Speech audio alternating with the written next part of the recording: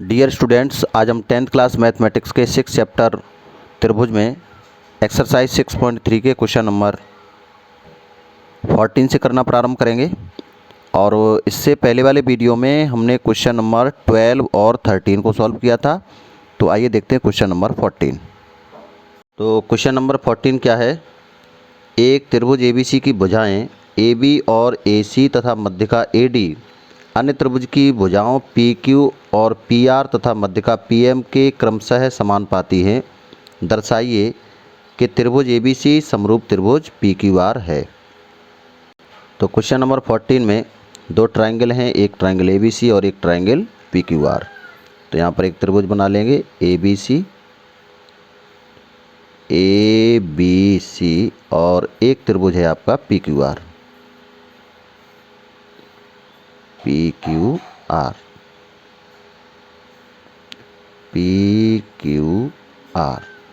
तो दो त्रिभुज हैं, इसमें इसकी मध्यिका है AD जो BC भुजा को दो भागों में बांटती है। इसी प्रकार से इसकी मध्यिका है PM जो QR भुजा को दो भागों में विभाजित करती है।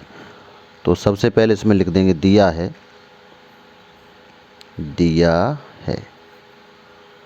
क्या दिया है? AB अपॉन PQ और equal to AC upon PR और इक्वल टू दिया है AD अपॉन PM। ठीक है। और जो BC है, जो AD है वो BC की मध्यिका है। AD भुजा BC तथा PM भुजा QR की मध्यिका है। तो इसकी जब मध्यिका है, इसलिए जो BD की वैल्यू होगी वो आपकी 1/2 BC के बराबर एंड QM की वैल्यू 1/2 QR के बराबर होगी। ठीक है। अब इसमें क्या करें,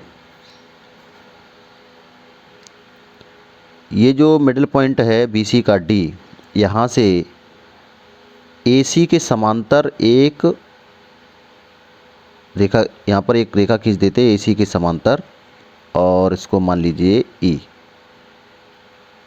ठीक है। इसी प्रकार से PR के समांतर रेखा यहाँ पर मान लेते हैं N। तो यहाँ लिख देंगे DE समांतर AC त्रिभुज ABC तथा त्रिभुज PQR में, इन दोनों त्रिभुजों में हमने क्या किया? DE समांतर AC तथा NM समांतर PR खींची।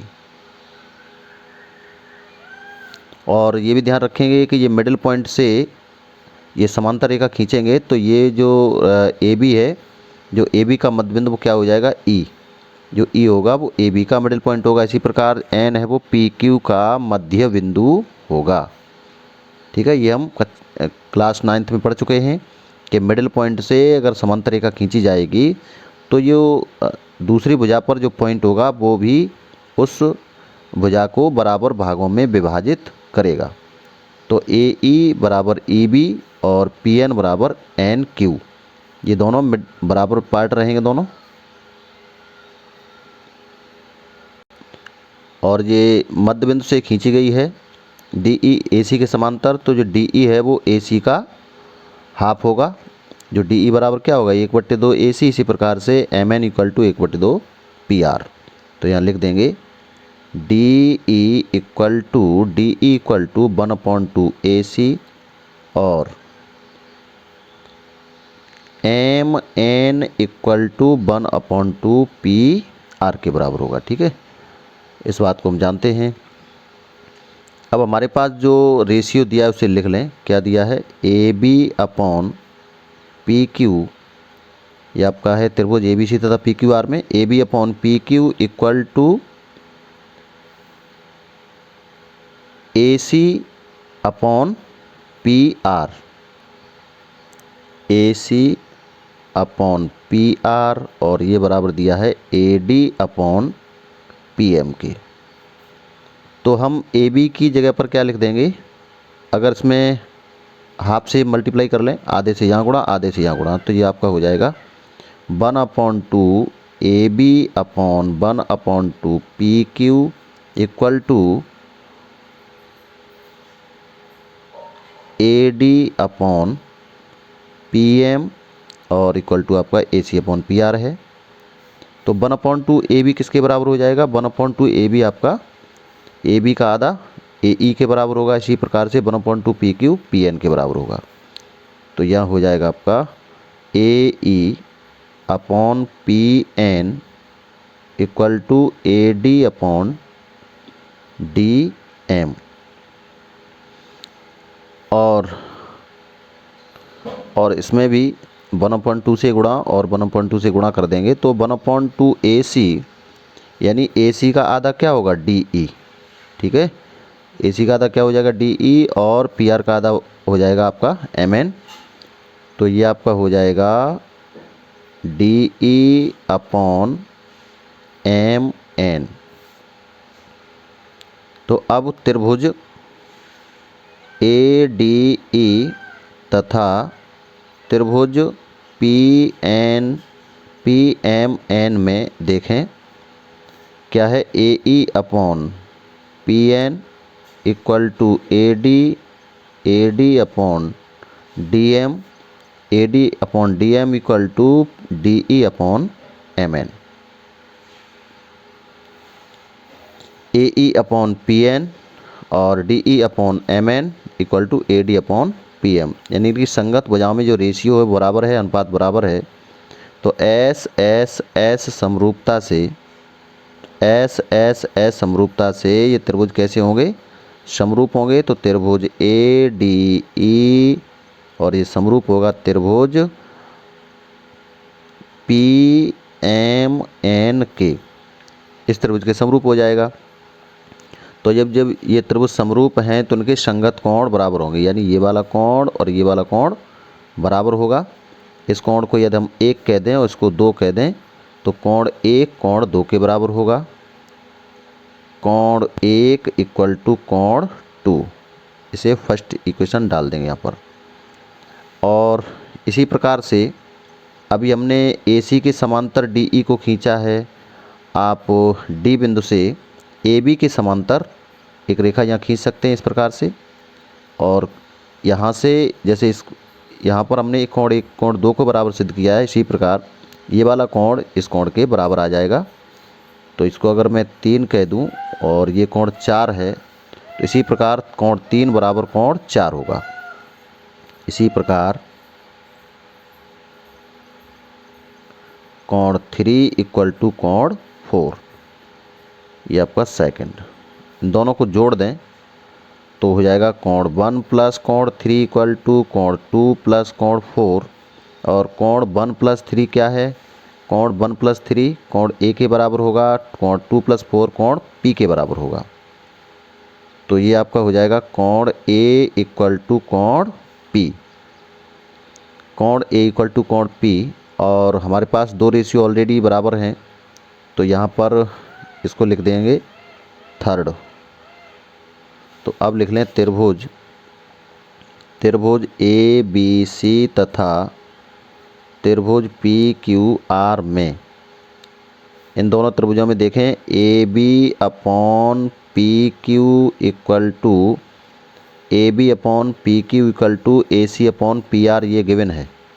AC अपॉन PR ये दिया है। और AB अपॉन PQ और AC अपॉन PR, इनके बीच में कोण पड़ता है ये आपका A, और इधर इन दोनों भुजाओं के बीच में कोण क्या है P। और ये दोनों एंगल बराबर हैं तो 2 भुजाओं में अनुपात समान है और कोण A इक्वल टू कोण P बराबर है। तो SAS समरूपता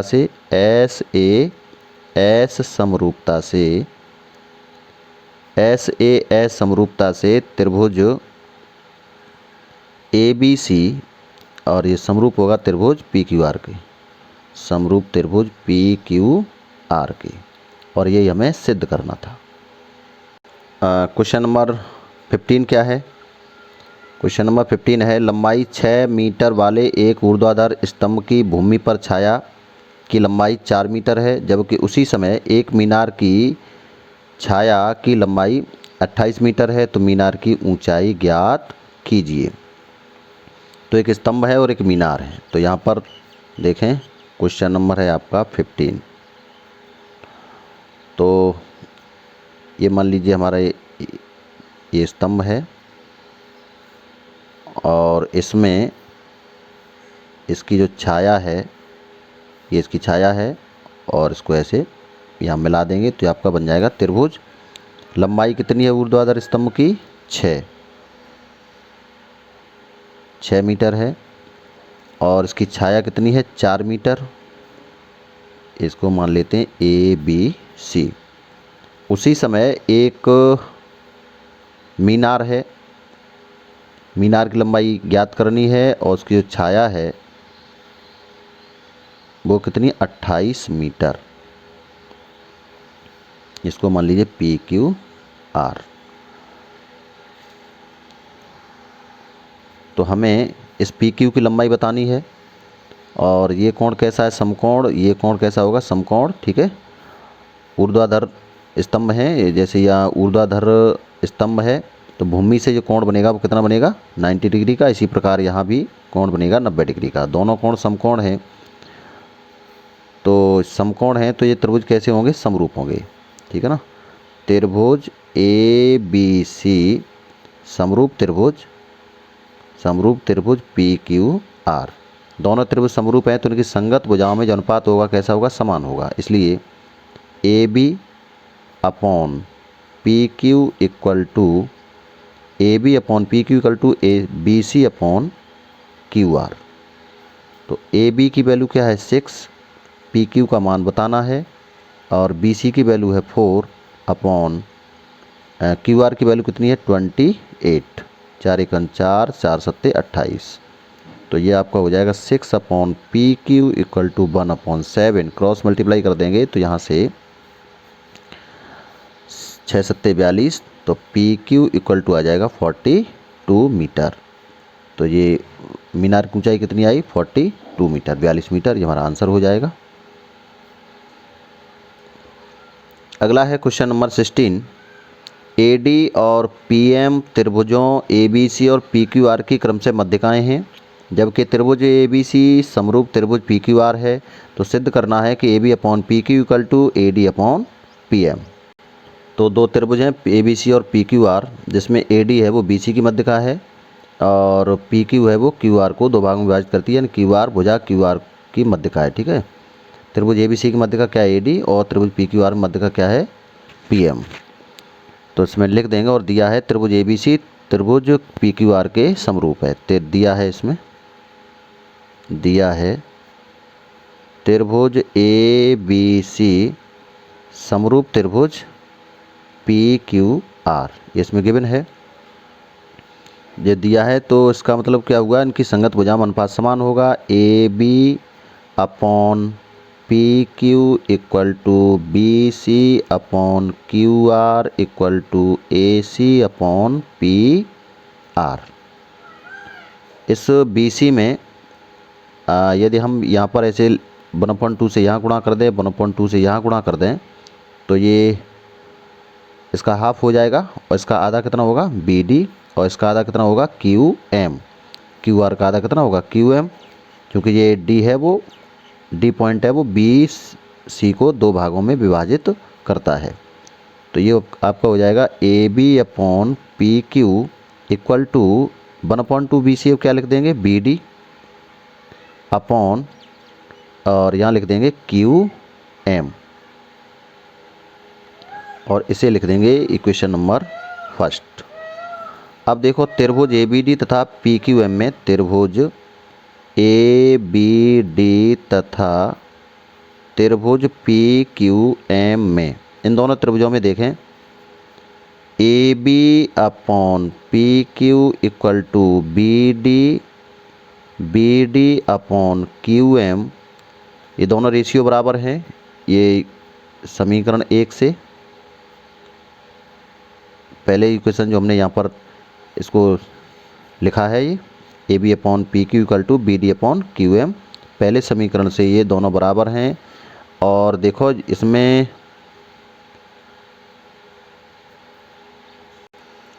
त्रिभुज ए बी सी और पी क्यू आर कैसे समरूप हैं, तो इनका जो कोण बी होगा वो किसके बराबर होगा, कोण क्यू के बराबर। संगत भुजाओं अनुपात समान होता है, संगत कोण बराबर होते हैं समरूप होने पर।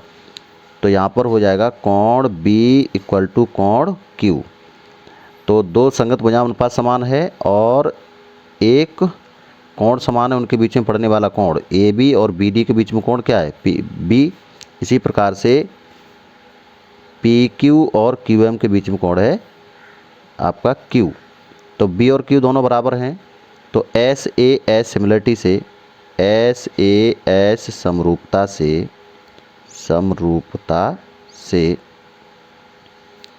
त्रिभुज ए बी डी, और ये समरूप होगा त्रिभुज पी क्यू एम के, ठीक है ना।